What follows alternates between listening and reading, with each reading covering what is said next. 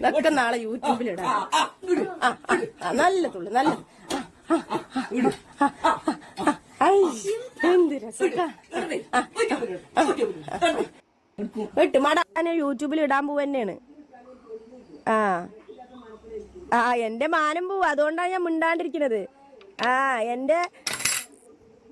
എന്റെ തള്ളയല്ലേ എന്നുള്ളത് എന്റെ മാനം പോവേ പബ്ലിക്കായിട്ട് കണ്ടാലേ പിറുപിറുത്തോണ്ടിരിക്കും.